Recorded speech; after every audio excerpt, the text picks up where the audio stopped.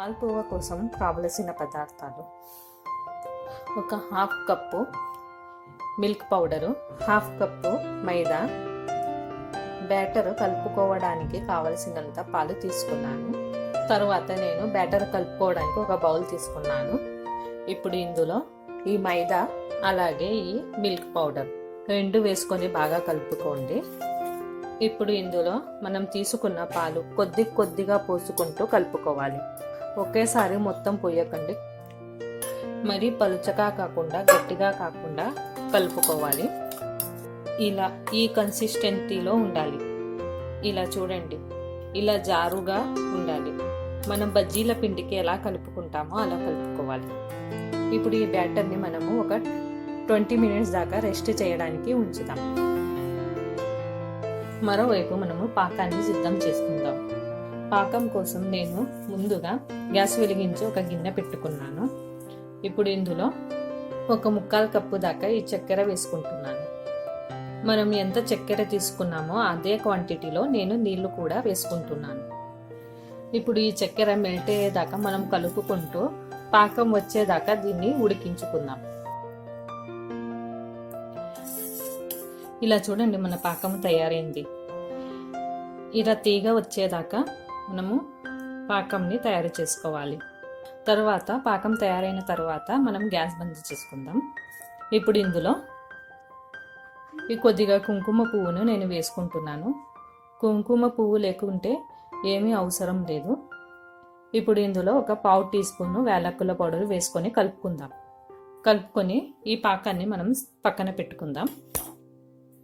తర్వాత మాల్పువా ఫ్రై చేయడానికి నేను ఇక్కడ ఒక ప్యాన్ తీసుకున్నాను.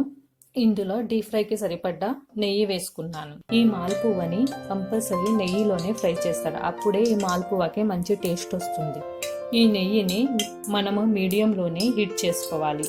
మరీ హై ఫ్లేమ్లో పెట్టి హీట్ చేయకూడదు, లేకుంటే మాల్పువా మాడిపోతాయి. మనం కొద్దిగా వేసుకుని చెక్ చేసుకుందాం. మన నెయ్యి పర్ఫెక్ట్గా హీట్ అయింది.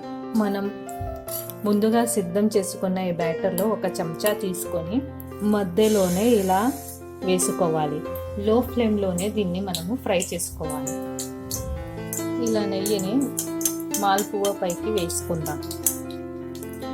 ఇలా వన్ సైడ్ ఫ్రై అయిన తర్వాత మరో సైడ్ కూడా మనం ఈ మాల్పువాని ఫ్రై చేసుకుందాం. ఇలా 2 సైడ్స్ గోల్డెన్ బ్రౌన్ అయ్యేదాకా ఈ మాల్పువాని మనం ఫ్రై చేసుకుందాం. మీడియం టు లో ఫ్లేమ్లోనే ఈ మాల్పువాను ఫ్రై చేసుకోవాలి. ఈ మాల్పువా రెడీ అయింది. మనం దీన్ని తీసుకొని పక్కన పెట్టుకుందాం.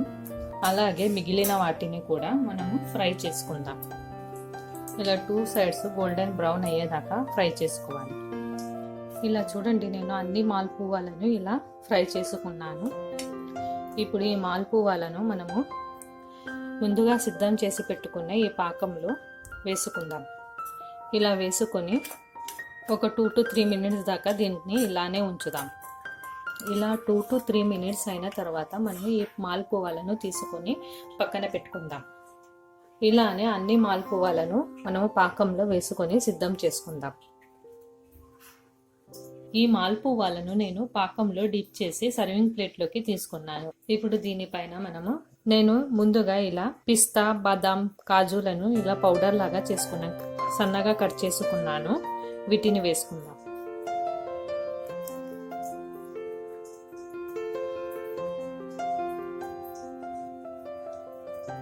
ఎంతో టేస్టీగా ఈ మాల్పువాలు రెడీ అయ్యాయి. సింపుల్గా ఇంట్లో ఉండే ఇంగ్రీడియంట్స్ తోటే మనం ఈ మాల్పువాలను చేసుకోవచ్చు. మీకు ఈ రెసిపీ నచ్చినట్లయితే please subscribe my channel. Share చేయండి, లైక్ చేయండి.